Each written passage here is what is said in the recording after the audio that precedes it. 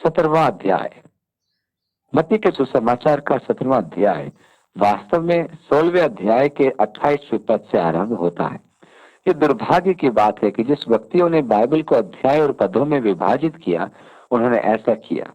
यदि वे अध्याय 16 के पद 28 को अध्याय 17 में जोड़ देते तो अनेक समस्याओं का हल निकल जाता, क्योंकि यीशु कैसरिया फिलिप्पी में अपने शिष्यों से वार्तालाप कर रहा है और अपनी मृत्यु तथा स्वर्गदूतों के साथ पिता की महिमा में अपने पुनः आगमन और मनुष्य को उनके कार्यों को प्रतिफल देने के विषय में चर्चा कर रहा है। तब पद 28 में वह कहता है, मैं तुमसे सच कहता हूं कि जो यहाँ खड़े हैं उनमें से कितने ऐसे हैं कि जब तक मनुष्य के पुत्र को उसके राज्य में आते न देख लेंगे, तब तक मृत्यु का स्वाद कभी न चखेंगे। यहाँ अध्याय समाप्त कर देने के कारण पाठक चकित हो जाते हैं और सोचने लगते हैं कि यीशु का कहना झूठ सिद्ध हुआ, क्योंकि उसके शिष्य तो सब मर गए, परंतु वो अपने राज्य में नहीं आया। यदि हम पद 28 के पश्चात 17वां अध्याय पढ़ते चले जाएं तो हम यीशु के कथन की सत्यता देखते हैं। वहां लिखा है, 6 दिन के बाद यीशु ने पतरस और याकूब और उसके भाई यूहन्ना को साथ लिया और उन्हें एकांत में किसी ऊंचे पहाड़ पर ले गया। वहां उनके सामने उसका रूपांतर हुआ और उसका मुंह सूर्य के समान चमका और उसके वस्त्र ज्योति के समान उजला हो गया और मूसा और एलिया उसके साथ बातें करते हुए उन्हें दिखाई दिए। यीशु सत्य के विषय में कह ही रहा था कि उसके कुछ शिष्य पतरस, याकूब और यूहन्ना उसे उसके राज्य की महिमा में देखेंगे, इसलिए वह उन्हें उस पर्वत पर ले गया था। इस समय वे कैसरिया फिलिप्पी में थे, जो हरमन पर्वत की तलहटी में था। अतः ये तो स्पष्ट है कि वे हरमन पर्वत पर थे। भविष्य में जब विश्व के मसीही पर्यटकों के लिए जब उस पवित्र देश में पर्यटन स्थल तैयार किए गए, तो यीशु के क्रूसीकरण के लगभग 300 वर्षों पश्चात राजा कॉन्स्टेंटाइन की माता ने बाइबल के वर्णन के अनुसार वहां खड़े होकर अपने आप में भावनाओं का आभास करके निर्धारित किया कि वे घटना के स्थल कहाँ रहे होंगे और वहां आराधनालय बनवाए। यह तो प्रत्यक्ष है कि उसे बाइबल का संपूर्ण ज्ञान नहीं था, और यह भी प्रत्यक्ष है कि उन्हें पर्यटकों के लिए कोई न कोई स्थान निर्धारित करना ही था। इस प्रकार यीशु के रूपांतरण का पर्वत ताबोर पर्वत निर्धारित किया गया था, जो गलील सागर के निकट एक घाटी में है, और वहां एक बड़ा आराधनालय भी बनाया गया। दूसरी ओर कितने पर्यटक हारमन पर्वत पर चढ़ेंगे कि यीशु का रूपांतरण स्थल देखें। जहां यीशु ने रोटी और मछलियों को बढ़ाकर लोगों को खिलाया, वह स्थान था बेतसैदा, परंतु उस समय वहां पहुंचने का मार्ग नहीं था। इसलिए उन्होंने मगदला में आराधनालय स्थापित किया, क्योंकि वहां पर्यटक आसानी से जा सकते थे। पवित्र मकबरे का आराधनालय था क्रूसीकरण का आराधनालय। उन्होंने पुराने यरूशलेम की दीवारों के भीतर बनाया, जबकि बाइबल स्पष्ट कहती है कि वे यीशु को शहर पनाह के बाहर ले गए। यीशु को जहां क्रूस पर चढ़ाया गया था, वहां एक वाटिका थी, और उन्होंने वह स्थान दमिश्क द्वार के भीतर निर्धारित किया हुआ है। पुरातत्व विभाग की खुदाई में प्राचीन दमिश्क द्वार पाया गया, जिससे होकर यीशु गोलगोता गया था कि उसको क्रूस पर चढ़ाया जाए। यह सोचकर कि पर्यटकों के लिए समस्त पर्यटन स्थल पास पास में हो, उन्होंने वर्तमान स्थल स्थापित किए। इसलिए रूपांतरण का पर्वत ताबोर पर्वत नहीं है। वहां सबसे ऊंचा पर्वत हरमन पर्वत है, जिसकी ऊंचाई 9,800 फुट है। और क्योंकि यीशु कैसरिया फिलिप्पी में था, तो वह क्यों कर 6 दिन यात्रा करके ताबोर पर्वत पर जाता। यदि आप वहां जाएंगे तो वे आपको इन मिथ्या स्थलों का भ्रमण कराकर आपके अंदर भावनाओं को पैदा करने की कोशिश करेंगे। जैतून पर्वत पर स्वर्गारोहण के 3 आराधनालय हैं, और तीनों का यही दावा है कि उनके आराधनालय सही स्थल पर स्थित है। उनमें से एक तो आपको चट्टान पर यीशु के चरण चिन्ह भी दिखा देगा, जो उसने स्वर्गारोहण के समय छोड़े, जबकि पवित्र शास्त्र आपको स्पष्ट बताती है कि यीशु बेथनिया तक गया और वहां से स्वर्ग में आरोहित हुआ। इन तीनों ने संभव है कि सुसमाचार नहीं पढ़ा। यीशु ने कहा था कि कुछ ऐसे हैं जो उसे महिमा में देखेंगे, और इन तीनों शिष्यों ने उसके रूपांतरण और महिमा को देखा कि उसका चेहरा सूर्य की नाई चमक रहा था और उसके वस्त्र उज्जवल थे, तथा मूसा और एलिया उससे बातें कर रहे थे। लूका सुसमाचार से हमें ज्ञात होता है कि वे उससे उसकी मृत्यु के विषय चर्चा कर रहे थे, जो उसे शीघ्र ही यरूशलेम में स्वीकार करनी थी। यीशु से बातें करने के लिए कैसे महान व्यक्ति, मूसा जो व्यवस्था का संस्थापक था और एलिया जो भविष्यद्वक्ताओं का प्रधान था। व्यवस्था में समस्त बलिदान और पर्व लिखे थे। यीशु को उन सब को पूर्ण करना था, क्योंकि वे सब यीशु के कार्यों के प्रति छाया थे। अतः मूसा को उससे वार्तालाप करते समय अपनी दी हुई व्यवस्था की वास्तविक समझ प्राप्त हो रही थी। एलिया भी उससे उसकी मृत्यु के विषय चर्चा कर रहा था। इस पर पतरस ने यीशु से कहा, हे प्रभु, हमारा यहाँ रहना अच्छा है। यदि तेरी इच्छा हो तो मैं यहाँ 3 मंडप बनाऊं, एक तेरे लिए, एक मूसा के लिए और एक एलिया के लिए। कभी कभी हम कैसी मूर्खता भरी बातें करते हैं, जबकि हमें उस समय अपना मुंह बंद रखना चाहिए। हम सोचते हैं कि हमें कुछ तो बोलना है और केवल बात करने के उद्देश्य से कुछ भी हम बक देते हैं, चाहे उसका अर्थ निकले या ना निकले। पतरस ने भी यही किया। आवेग में आकर जब उसे कुछ सूझा नहीं, परंतु स्वभाव के अनुसार उसे कुछ कहना था, इसलिए उसने कहा, हे प्रभु, हमारा यहाँ रहना अच्छा है, तो यहाँ हम 3 मंडप बनाएंगे, एक तेरे लिए, एक मूसा के लिए और एक एलिया के लिए। 5वीं आयत, वो बोल ही रहा था कि एक उजले बादल ने उन्हें छा लिया और उस बादल में से ये शब्द निकला, ये मेरा प्रिय पुत्र है जिससे मैं प्रसन्न हूं, इसकी सुनो। उन्होंने व्यवस्था को कहते सुना था, भविष्यद्वक्ताओं को कहते सुना था, और अब परमेश्वर कहता है, मेरे प्रिय पुत्र की सुनो। इन महत्वपूर्ण शब्दों को हम इब्रानियों के पहले अध्याय में देखते हैं। पूर्व युग में परमेश्वर ने बाप दादों से थोड़ा थोड़ा करके और भांति भांति से भविष्यद्वक्ताओं के द्वारा बातें करके इन दिनों के अंत में हमसे पुत्र के द्वारा बातें की। पिता परमेश्वर कहता है, यह मेरा प्रिय पुत्र है जिससे मैं प्रसन्न हूं, इसकी सुनो, जो परमेश्वर का संपूर्ण एवं परिशुद्ध और यथार्थ प्रकटीकरण है। 6ठी आयत से आगे, चेले ये सुनकर मुंह के बल गिर गए और अत्यंत डर गए। यीशु ने पास आकर उन्हें छुआ और कहा, उठो, डरो मत। तब उन्होंने अपनी आंखें उठाई और यीशु को छोड़ और किसी को न देखा। जब वे पहाड़ से उतर रहे थे, तब यीशु ने उन्हें यह आज्ञा दी, जब तक मनुष्य का पुत्र मरे हुओं में से न जी उठे, तब तक जो कुछ तुमने देखा है किसी से न कहना। अन्य शब्दों में, चुप रहना जब तक कि मेरा पुनरुत्थान नहीं हो जाता। 10वीं आयत, इस पर उसके चेलों ने उससे पूछा, फिर शास्त्री क्यों कहते हैं कि एलिया का पहले आना आवश्यक है? यहाँ एक वैध प्रश्न है, क्योंकि मलाकी की भविष्यवाणी थी, देखो, यहोवा के उस बड़े और भयानक दिन के आने से पहले मैं तुम्हारे पास एलिया नबी को भेजूंगा, और वो माता पिता के मन को उनके पुत्रों की ओर और पुत्रों के मन को उनके माता पिता की ओर फेरेगा, और ऐसा न हो कि मैं आकर पृथ्वी को सत्यानाश करूं। भविष्यवाणी के अनुसार प्रभु के आगमन से पूर्व एलिया आएगा और वह उनके मन को अपने पितरों के परमेश्वर और उनके विश्वास की ओर फेरेगा। पतरस ने अभी 6 दिन पूर्व ही कहा था, यीशु मसीहा है। अब प्रश्न यह है कि उसके आगमन से पूर्व एलिया क्यों नहीं आया? पद 11 को ध्यान से देखिए, यीशु क्या कहता है। उसने उत्तर दिया कि एलिया तो आएगा और सब कुछ सुधारेगा। यीशु ने कहा कि निश्चय ही एलिया आएगा और सब कुछ सुधारेगा। शिष्यों के मन में यह विचार था कि यीशु उसी समय पृथ्वी पर अपना राज्य स्थापित करेगा, इसलिए वे चकित थे और उन्होंने कभी नहीं सोचा था कि स्वर्गारोहण से यीशु के पुनः आगमन तक बहुत लंबा समय होगा। उन्होंने 2000 वर्ष के अंतराल के विषय में सोचा ही नहीं था। अतः वे समझ नहीं पा रहे थे कि एलिया पहले कैसे आएगा, जबकि यीशु भी यही कह रहा था। प्रकाशित वाक्य की पुस्तक में कलीसिया के विषय में चर्चा करने के पश्चात यूहन्ना 11वें अध्याय में कहता है कि उसने 2 गवाहों को देखा, जिन्हें परमेश्वर ने 3.5 वर्ष गवाही के लिए दिए। इस समय ये अलौकिक शक्ति का उपयोग करेंगे। वे अपनी गवाही के काल में वर्षा रोक देंगे। वे अपने बैरियों पर अग्नि वर्षा के सामर्थ रखेंगे।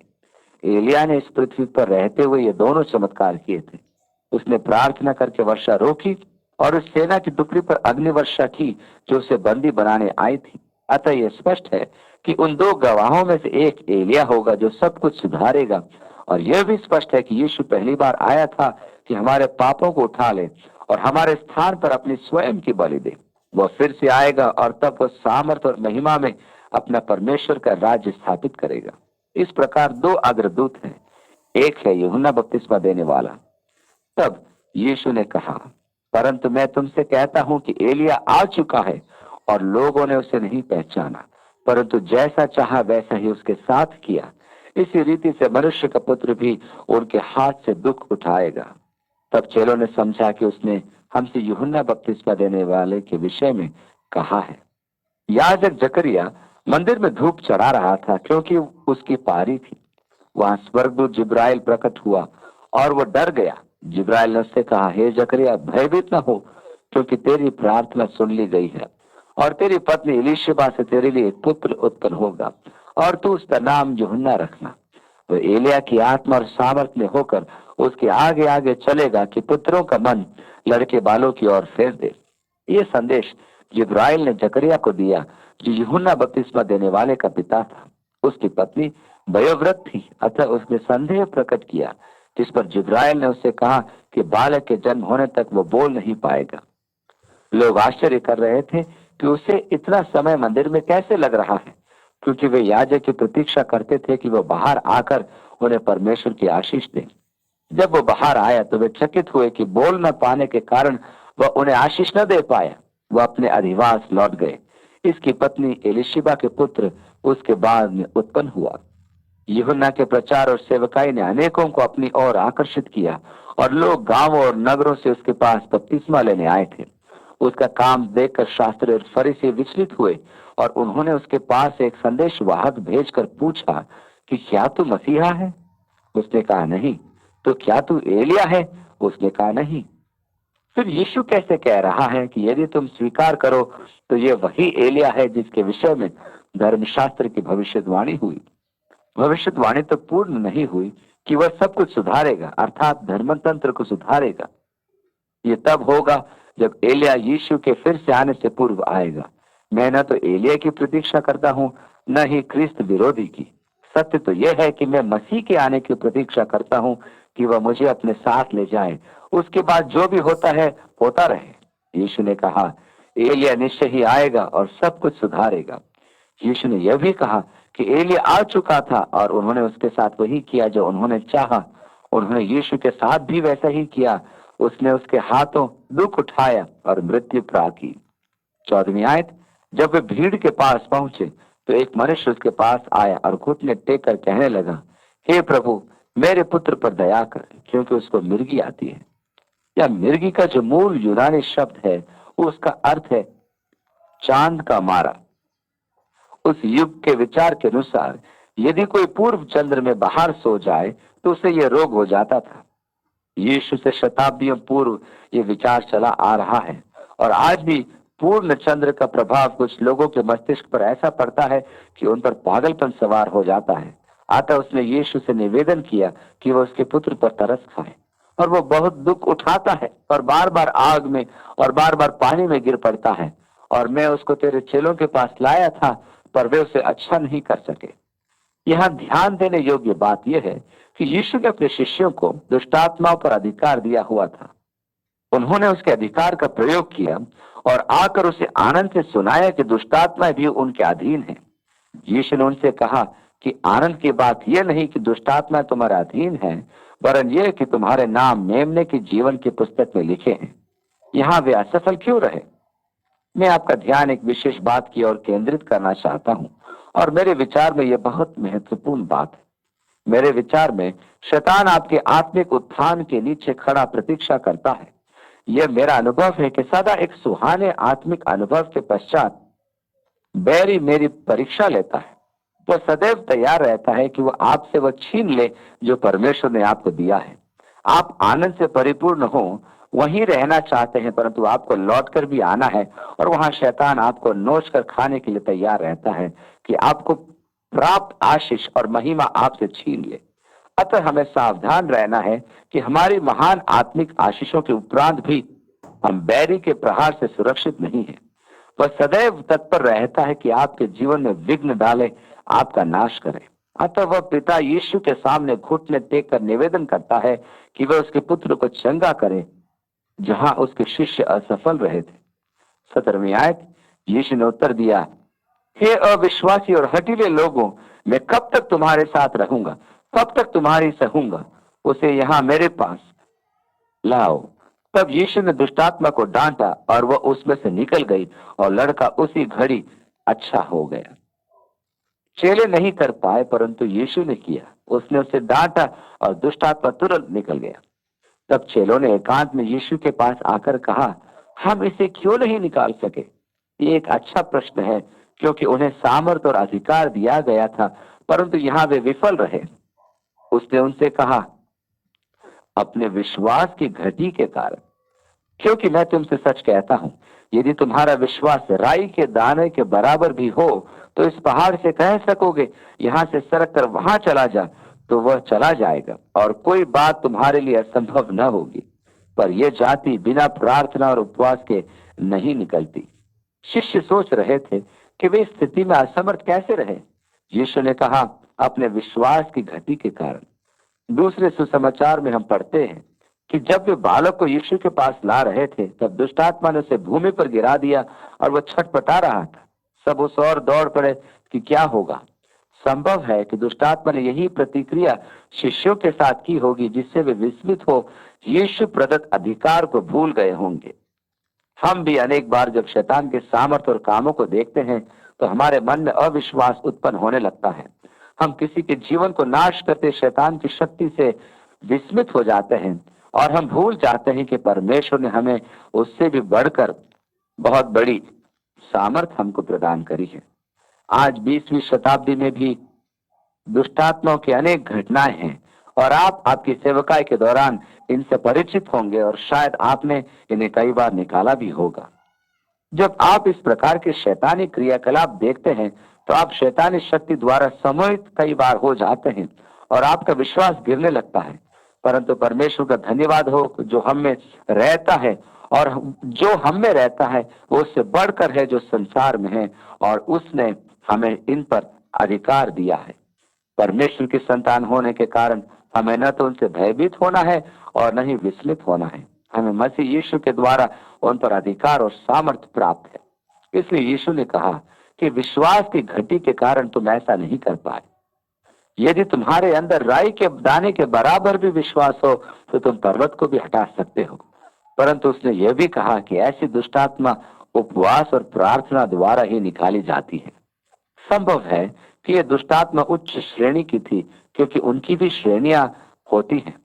जब वे गलील में थे, तो यीशु ने उनसे कहा, मनुष्य का पुत्र मनुष्य के हाथों में पकड़वाया जाएगा, और वे उसे मार डालेंगे, और वह तीसरे दिन जी उठेगा। इस पर वे बहुत उदास हुए। यीशु ने उन्हें अनेक बार यह कहा था, अब वह अपने क्रूस के मार्ग पर है, यह उसके अंतिम दिन है। वह अभी गलील में है और शीघ्र ही वह यरूशलेम प्रस्थान करेगा। वह उन्हें बार बार चिता रहा है कि वह मारा जाएगा, वह पकड़वाया जाएगा, परंतु वह 3 दिन पश्चात जी उठेगा। वे उनकी मृत्यु के बारे में सुनकर ऐसे शोकित हुए थे कि उसके पुनरुत्थान की भविष्यवाणी पर उन्होंने ध्यान ही नहीं किया। जब फिर वो जी उठा, तब उन्हें ध्यान आया कि उसने ये पहले ही कहा था। ये एक विचित्र बात है कि हम प्राय दुख के समाचार को सुनकर उससे आगे की बात भूल जाते हैं, वो हमारे मस्तिष्क में नहीं उभरती। इसी प्रकार शिष्य भी उसकी मृत्यु के बारे में सुनकर विस्मित हो जाते हैं, और यदि ऐसा हुआ तो हमें राज्य कैसे प्राप्त होगा, उन्होंने सोचा होगा। और इस कारण उन्होंने उसके पुनरुत्थान की भविष्यवाणी की अवहेलना की। यही कारण था कि तीसरे दिन वे उसके पुनरुत्थान की प्रतीक्षा में नहीं थे। 24वीं आयत से आगे, जब वे कफरनहूम पहुंचे, तो मंदिर का कर लेने वालों ने पतरस के पास आकर पूछा, क्या तुम्हारा गुरु मंदिर का कर नहीं देता? उसने कहा, हाँ देता है। जब वह घर में आया, तो यीशु ने उसके पूछने से पहले ही उससे कहा, हे शमौन, तू क्या सोचता है? पृथ्वी के राजा महसूल या कर किन से लेते हैं, अपने पुत्रों से या परायों से? पतरस ने उससे कहा, परायों से। यीशु ने उससे कहा, तो पुत्र बच गए। तो अभी इसलिए कि हम उन्हें ठोकर न खिलाएं, तो झील के किनारे जाकर बंसी डाल, और जो मछली पहले निकले उसे ले। उसका मुंह खोलने पर तुझे एक सिक्का मिलेगा, उसी को लेकर मेरे और अपने बदले। मुझे ये गद्यांश बहुत अच्छा लगता है। पछुआरा मछुआरा ही होता है, लेकिन कर देने के मामले में, पतरस जा थोड़ा मछली पकड़ने का आनंद ले, और पहली ही मछली के पेट में सिक्का होगा। जिसके द्वारा हमारा कर भुगतान हो सकेगा। यीशु ने उससे यह नहीं कहा जा खड्डा खोद कर सिक्का ले आ। क्या आप जानते हैं कि प्रभु की सेवा करना कितने आनंद की बात है? यीशु ने कहा, मेरा जुआ सहज है और मेरा बोझ हल्का है। परमेश्वर हम पर भारी बोझ नहीं डालता, वो अपनी संतान के लिए भलाई करने में आनंद लेता है। पिताओं सुनो, यदि आपका पुत्र कहे, पिताजी आज सुबह मैं सोच रहा था कि आपके साथ रहना कैसा अच्छा लगता है, आप सारा खर्चा उठाते हैं, आप मेरे वस्त्रों के लिए पैसा देते हैं, मुझे बिजली के बिल भुगतान की चिंता नहीं होती, मुझे भोजन की भी चिंता नहीं रहती, यहाँ रहना कितना अच्छा है। मैं आपके हृदय से आभारी हूँ और आपका कृतज्ञ हूँ, और आपका आभार व्यक्त करने के लिए आज से जो आप कहेंगे वो मैं करूंगा। मैं चाहता हूं कि आप जाने कि मैं आप पर कितना आभारी हूं। आप में से कौन ऐसा पिता होगा जो अपने पुत्र की ये बातें सुनकर सबसे पहले तो बेहोश न हो जाए, और जब आपके मुख पर जल छिड़क कर आपको होश आए तो आप ऐसे पुत्र से क्या कहेंगे जिसने आपकी सराहना में अपने आप को पूर्ण रूप से आपको सौंप दिया? क्या आप उसे कूड़े उठाने का काम देंगे? यदि आपका स्वभाव मेरा जैसा है तो निश्चय ही मैं अपने पुत्र में ऐसा आचरण देखना चाहता हूँ। मैं उसके लिए ऐसे दिन को एक महान दिन बताना चाहता हूँ। मैं उससे प्रेम रखता हूँ, चाहे वो ऐसी सराहना करे या ना करे। सत्य तो यह है कि यदि वो थोड़ी भी सराहना प्रदर्शित करे तो मैं उसके लिए सर्वोत्तम भलाई ही करूंगा। मैं तो कहूंगा कि सब छोड़ो और समुद्र के किनारे चलो, कुछ समय हम यूं ही व्यतीत करके आते हैं। हमारा स्वर्गीय पिता भी ऐसा ही है। जब आप उसके निकट आकर सराहना प्रदर्शित करते हैं, हे प्रभु हम तेरी संतान हैं, मैं इसका बहुत आभारी हूँ, तूने मेरी कैसी सुधि ली, मैं आभारी हूँ और कृतज्ञ हूँ, मुझे कोई चिंता नहीं क्योंकि तू मेरा ध्यान रखता है, मैं संपूर्ण रूप से आपके पीछे चलने को तैयार हूँ। पिता जो कुछ तू चाहता है तू मुझसे कर और मुझसे कह और मैं उसको मानूंगा। जब परमेश्वर उसकी ये बात सुनता है तो उसका दिल गदगद हो जाता है। वो आपको वो सब करने की अनुमति देगा जिसमें आप प्रसन्न रहें। वो अपनी संतान को भली वस्तुएं प्रदान करने में प्रसन्न होता है। यीशु के नाम में आमीन।